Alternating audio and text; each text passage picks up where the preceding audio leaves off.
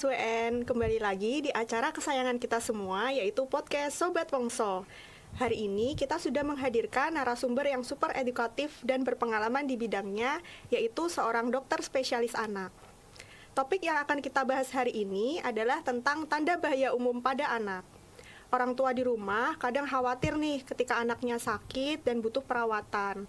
Dan mereka bingung apakah masih bisa dilakukan perawatan sendiri di rumah atau ada tanda-tanda bahaya tertentu yang mengindikasikan perlunya perawatan lebih lanjut. Nah, kita akan membahas tentang apa saja sih tanda bahaya umum itu, bagaimana cara mengenalinya, dan bagaimana orang tua bisa melakukan perawatan awal di rumah. Langsung saja kita sapa dulu nih narasumber kita. Selamat siang dokter Ditya Devale, spesialis anak.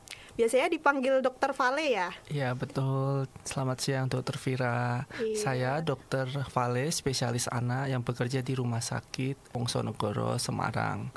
Nah, kita mau belajar ya tentang tanda bahaya umum pada anak. Sobat RSWN, yuk kita belajar tentang tanda bahaya umum pada anak apa aja ya. Gimana dokter Safira? Oke dok, nah ini dok, kan banyak nih kasus anak sakit ya di rumah dok. Nah orang tua tuh kadang bingung dok, apakah anak ini tuh masih bisa ya dilakukan penanganan di rumah, ataukah ada tanda-tanda bahaya yang wajib orang tua waspadai supaya menandakan kalau butuh penanganan medis segera. Nah dok, apa pentingnya ya orang tua di rumah untuk tahu tanda-tanda bahaya ini? Ya benar sekali ya dokter Safira yang disampaikan. Jadi memang apa sih itu tanda bahaya umum pada anak? Itu adalah tanda-tanda yang biasa kita temui pada anak yang menunjukkan bahwa anak tersebut sedang tidak baik-baik saja. Jadi sebagai orang tua kita wajib mengenalinya. Apa saja ya? Nih misalnya ya, anak itu tidak mau makan dan minum. Dia sangat lemas, jadi susah kalau bayi menyusunya tidak mau. Kalau pada anak balita, dia menolak makanan atau bahkan memuntahkan semua makanannya. Kemudian ada tanda yang lain seperti kejang, dehidrasi, sesak napas, kemudian juga letargi atau seperti pingsan, seperti itu. Wah, ternyata banyak sekali ya dok tanda-tanda itu ya yang orang tua harus tahu. Nah, kita mau kupas nih dok satu-satu tanda-tanda bahaya tadi. Yeah. Tadi kan yang pertama disebutkan kalau anak itu tidak mau minum ya dok ya. Nah, sebenarnya yang disebut tidak mau makan, tidak mau minum itu yang seperti apa ya dok ya? Karena kan kalau anak lagi sakit biasanya kan memang nafsu makannya cenderung turun ya dok. Tapi misal masih bisa mau minum nih dok. Nah, yang disebut tanda bahaya itu sampai apa, sejauh apa patokannya? Jadi yang dimaksud tidak mau makan minum itu yang dimaksud adalah anak tersebut memang tidak mau dibandingkan dengan biasanya. Kita sebagai orang tua pasti sudah tahu dan paham kebiasaan makan anak kita itu seperti apa. Jika anak mulai banyak menolak sama sekali tidak mau makan, biasanya habis 5 sendok, 6 sendok, ini turun drastis, hanya 1 sendok, bahkan menolak sama sekali makanan atau minuman. Nah itu merupakan tanda bahaya. Kemudian kalau pada bayi, dia tidak mau menyusu. Jadi sudah sangat lemas, karena dia sakit ya, dia lemas. Bahkan ketika diberikan ASI dia tidak bisa menelan karena sudah sangat sakit, lemas otot-ototnya untuk mau menelan. Nah itu tanda bahaya yang perlu diwaspadai. Oke, jadi orang tua harus membedakan ya antara anak itu tidak mau makannya karena mungkin milih-milih makanan ketika sedang sakit atau memang tidak mau makan minum sama sekali dan berkurang ya dok ya frekuensinya. Yeah. Atau kalau pada bayi itu benar-benar sangat lemah sehingga benar-benar tidak bisa menyusu gitu ya dok ya. Iya betul. Nah dok, tadi juga disebutkan ya dok kalau tanda bahaya lain adalah memuntahkan semua makanan dan minuman. Nah, yang disebut memuntahkan semuanya itu apakah sampai benar-benar perut kosong dan memang ya semuanya dimuntahkan atau mungkin ada patokan, mungkin frekuensi atau jumlahnya muntahan tertentu yang bisa dijadikan tanda bahaya ini dok? Nah, jadi yang dimaksud muntah yang berlebihan itu adalah memuntahkan segala makanan yang dimasukkan ke dalam mulut anak. Jadi ketika anak ditawarkan makanan ataupun minuman, anak tersebut langsung memuntahkan. Nah, berbeda dengan gumoh. Kalau gumoh itu wajar. Jadi karena dia makan terlalu sering atau minum terlalu banyak, mungkin beberapa kali ya, 1-2 kali anak atau bayi tersebut gumoh atau sedikit regurgitasi ya kita menyebutnya ya, sedikit mengeluarkan sisa dari makanan dan minuman yang berlebihan tersebut, itu masih aman. Nah, yang berbahaya, yang disebut tanda bahaya itu setiap makanan dan minuman yang dicoba untuk diletakkan atau dimasukkan ke dalam mulutnya langsung dimuntahkan. Jadi tidak peduli mau berapa kali, begitu dia sudah tidak mau atau menolak makanan dan minuman, itulah tanda bahaya. Oke, jadi ya memang orang tua tuh harus lebih aware ya dok ya, harus lebih sensitif. Ternyata ketika diberikan makanan, dicoba diberikan, itu anaknya selalu menolak. Nah, itu beda dengan gumoh yang dokter sebutkan tadi ya. Kalau gumoh itu masih mau, cuman mungkin dikeluarkan jumlahnya juga nggak banyak ya dok ya. Jadi ya bedanya adalah itu ya. Ya, sama ini ya, untuk menghindari gumoh tersebut sekalian tips nih buat sobat RSWN, ayah bunda sekalian, jika anaknya itu gumoh, tolong itu jeda, diberikan jarak antar pemberian makan atau minumnya. Itu menandakan sedang memproses makanan. Jadi anak tersebut butuh waktu untuk memproses makanan yang dimasukkan ke dalam tubuhnya. Jadi ketika kita menemukan kondisi gumoh, artinya kita memberikan makanan terlalu cepat dan terlalu banyak. Oke, apalagi pada bayi-bayi kecil ya dok ya, yang disusui terlalu banyak oleh orang tuanya, itu kadang suka disangka kalau itu muntah dok ya.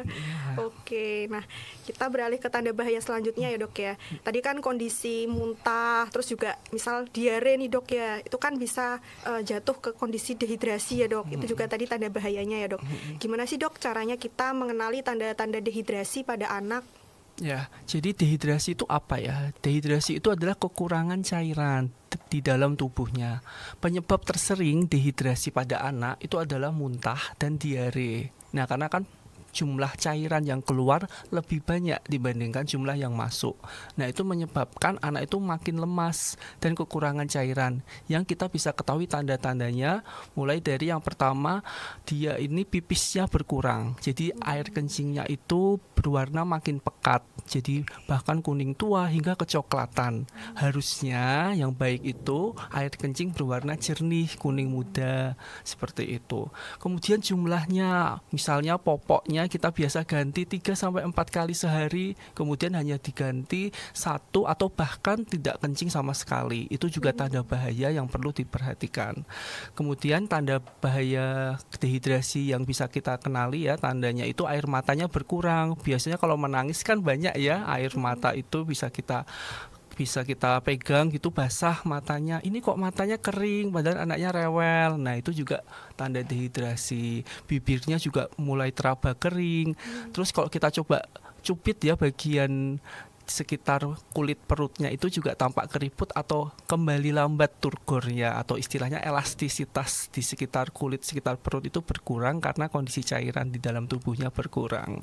Jadi itu salah satu, ada banyak tanda lain yang lebih spesifik untuk dari pemeriksaan laboratorium juga bisa ya, cuma kalau dari di rumah itu bisa membantu.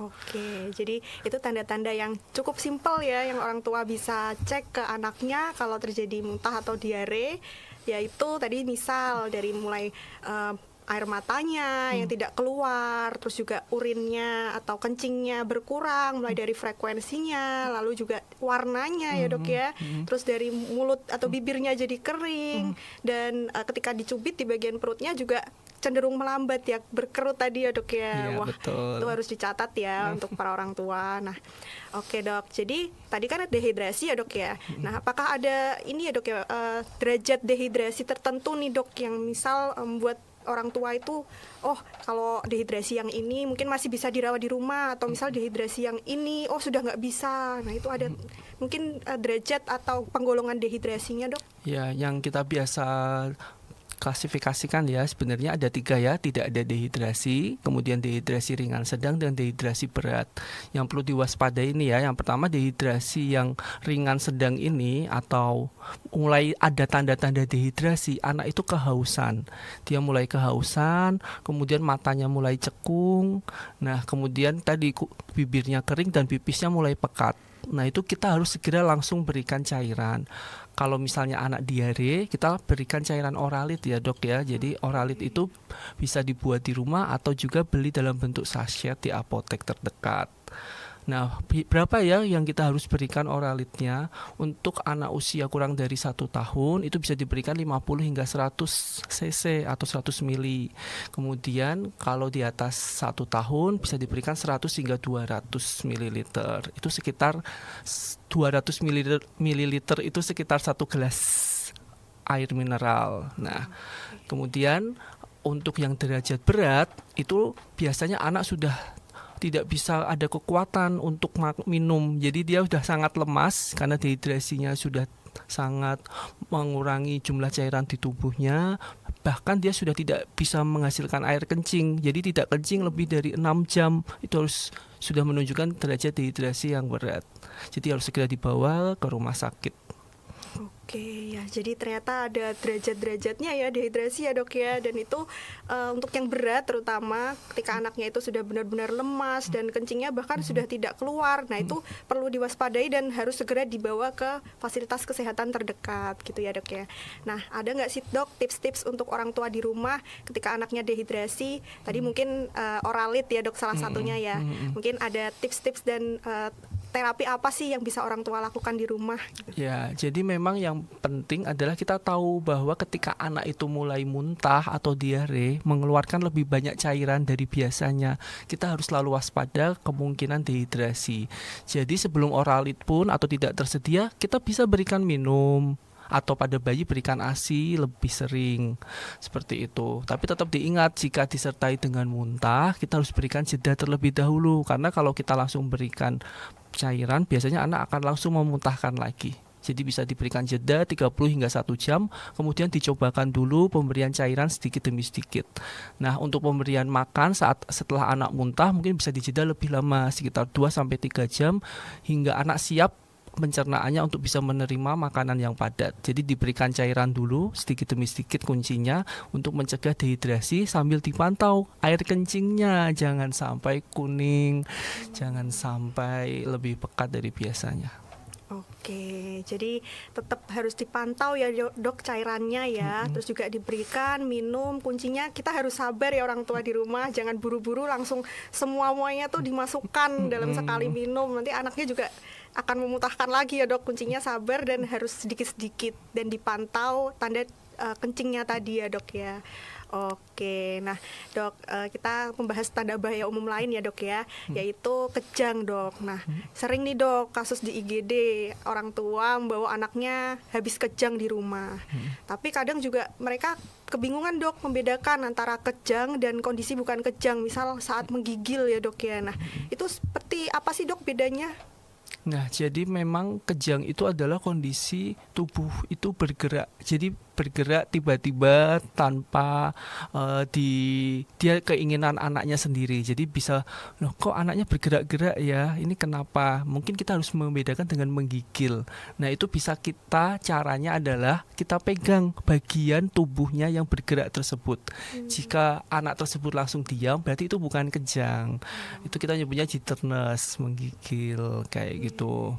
Nah, kalau misalnya dia tetap bergerak walaupun kita coba sudah sentuh atau coba tenangkan, tapi bagian tubuh yang bergerak tersebut tetap bergerak, maka itu disebut dengan kejang. Nah.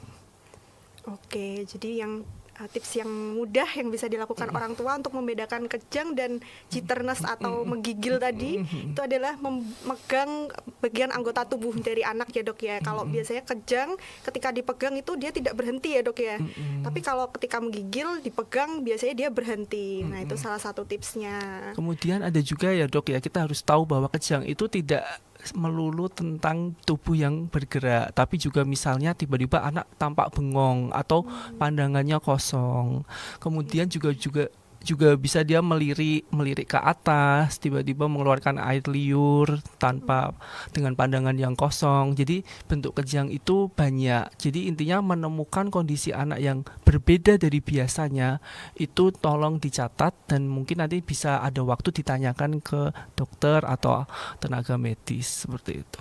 Oke, Oke, jadi ternyata ada bentuk-bentuk kejang lain ya dok ya, selain yang kelonjotan, ternyata ada juga yang bengong ya dok, dan mungkin melirik ke salah satu sisi seperti itu ya, dan orang tua mungkin sambil bisa didokumentasikan ya dok ya, untuk nanti biar diberikan ke dokter atau para tenaga medis agar lebih mudah mengidentifikasinya, bukan untuk tujuan dikontenin ya. Oke, nah dok,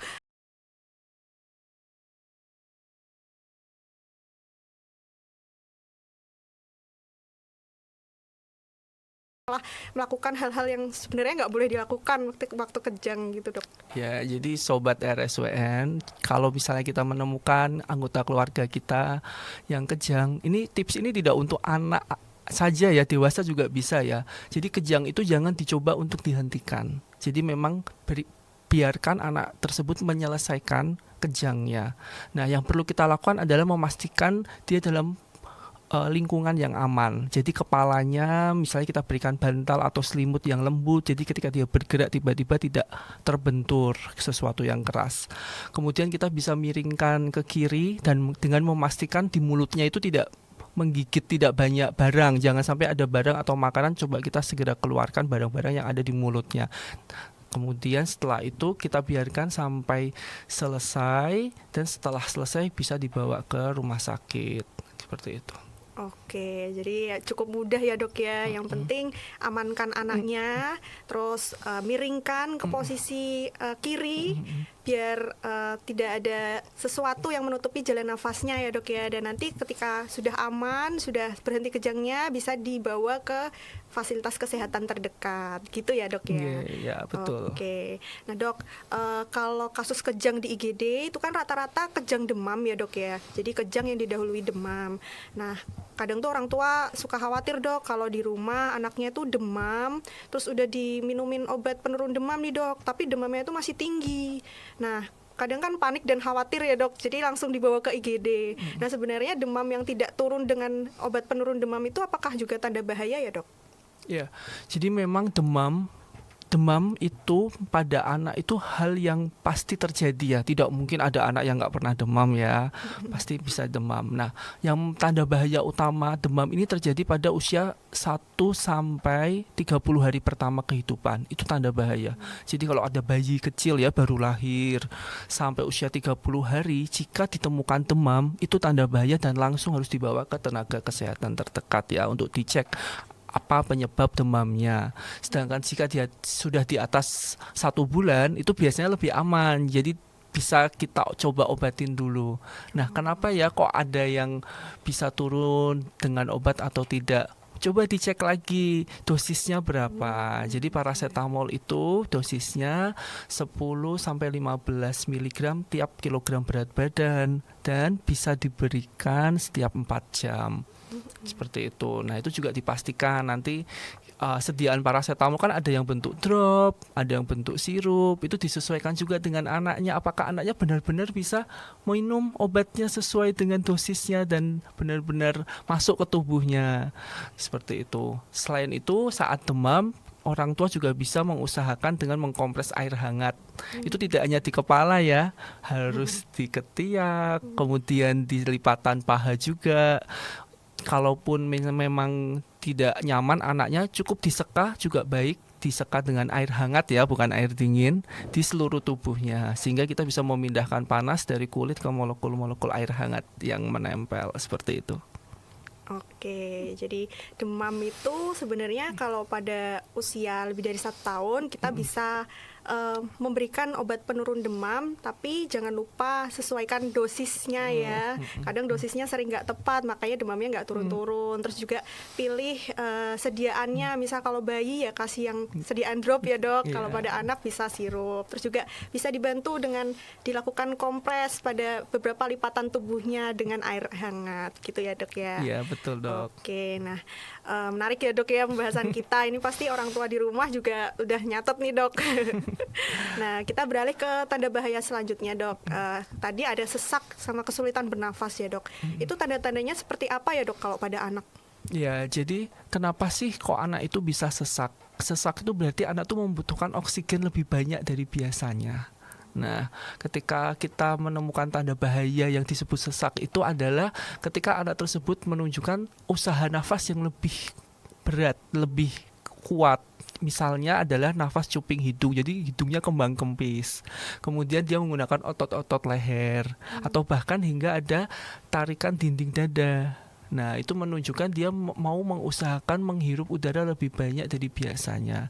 Nah, itu biasa terjadi pada penyakit-penyakit, misalnya pada pneumonia atau asma, yang disertai juga bunyi-bunyi yang tidak biasanya ditemukan. Kita menyebutnya wheezing, seperti itu.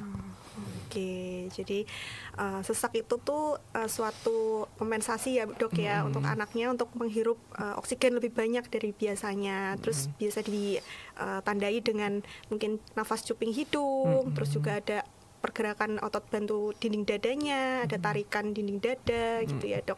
Nah kalau timbul tanda-tanda tersebut dok, apa yang harus orang tua lakukan ya dok ya? Ya, jadi kalau misalnya dia mulai menunjukkan tanda-tanda tersebut, berarti kita harus cari posisi yang nyaman untuk anak bisa bernafas.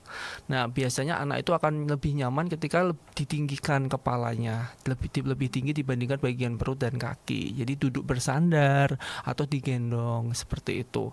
Kita harus memastikan juga misalnya ada lendir-lendir atau misalnya dia di ruangan yang tertutup, kita bisa cari tempat yang dia bisa menghirup udara lebih banyak seperti itu. Ya, jadi posisikan anak, terus juga pilih tempat yang sekiranya mungkin kandungan oksigennya lebih tinggi ya dok ya dari biasanya ya.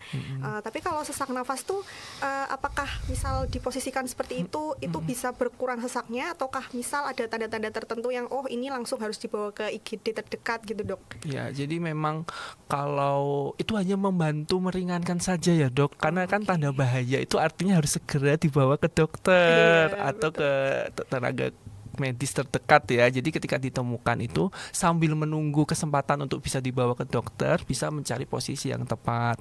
Selain itu, apalagi kalau tanda yang lain kekurangan oksigen hingga menyebabkan bibirnya biru atau ujung-ujung kaki dan tangannya kebiruan, itu artinya juga menunjukkan tanda bahaya juga karena kandungan oksigen di dalam tubuhnya makin berkurang.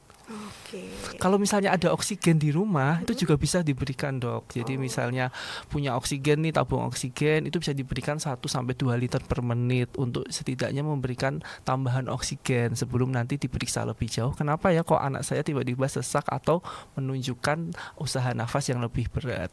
Oke, ya baik dokter. Nah kita berlanjut ke tanda bahaya terakhir mungkin ya dok tadi ya, yaitu anaknya sulit dibangunkan atau penurunan kesadaran seperti itu ya dok ya. Nah itu bisa orang tua nilai itu seperti apa ya dok ya pada tanda-tandanya? Nah, jadi memang kita sulit ya untuk mungkin tidak biasa sulit tidak biasa untuk melihat ini sebenarnya ngantuk, lemes atau penurunan kesadaran ya. Nah, jadi balik lagi kita sebagai orang tua kan pasti sudah mengenal ya anak kita. Jika tidur dia bisa dibangunkan, kemudian akan menunjukkan refleks ya. Jadi tangan atau mulutnya itu bergerak. Nah, ketika dia penurunan kesadaran, hal itu tidak terjadi. Jadi dia tampak lemas, pergerakannya sangat sedikit dan bahkan ketika membuka mata aja dia tidak bisa. Jadi itu penurunan kesadaran. Dan juga penurunan kesadaran itu biasanya juga ditandai dengan sebelumnya dia ada kejadian tidak seperti demam mungkin atau terbentur sesuatu atau misalnya dia muntah tiba-tiba seperti itu. Oke, jadi beda ya dok ya antara anak yang sakit, yang cenderung lemes, tidur dengan penurunan kesadaran ini ya.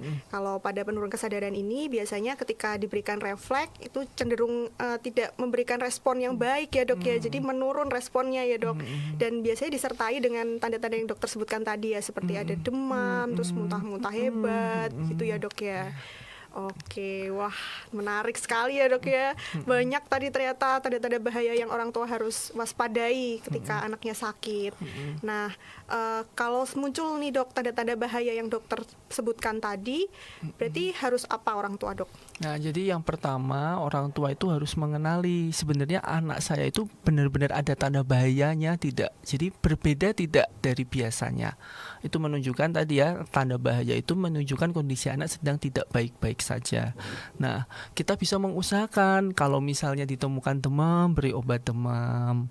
Jika dia ada muntah atau tanda dehidrasi, kita bisa ganti cairannya sedikit demi sedikit. Kemudian jika anak menunjukkan gejala yang lebih berat ya, seperti kejang, penurunan kesadaran, atau sesak nafas, itu sebaiknya langsung dibawa ke rumah sakit. Oke, wah mantap dok. Menarik sekali ya dok ya ini sharing-sharing kita hari ini. Tapi sayang sekali dok, kita sudah berada di ujung acara. Nah, mungkin dari dokter Vale ada pesan-pesan untuk orang tua di rumah atau mungkin closing statement nih dok. Untuk sobat RSWN semua, anak-anak kita ini harus kita jaga ya kesehatannya. Jadi kita harus benar-benar mengenal kondisi anak kita. Jika ada sesuatu yang sekiranya berbeda atau tampak kurang nyaman, langsung sebagai orang tua kita harus tanggap untuk segera memberikan kenyamanan ke anak kita. Oke, wah terima kasih banyak dokter atas waktu dan kesempatannya untuk sharing-sharing ilmu bersama kami dan para sobat Wongso di rumah. Nah, Sobat RSWN, maka dari itu penting sekali untuk kita mengetahui tanda-tanda bahaya umum pada anak agar orang tua di rumah bisa lebih waspada ketika anaknya sakit dan bisa dicari pertolongan medis segera mungkin. Terima kasih dokter atas waktu dan ilmu yang diberikan. Semoga nanti kita bisa ngobrol-ngobrol lagi ya dok ya. Ya, sama-sama Dokter Vira. Nah, Sobat RSWN, jangan lupa untuk like, komen, share, dan subscribe YouTube RSWN TV. Sampai jumpa di podcast-podcast selanjutnya. Dadah!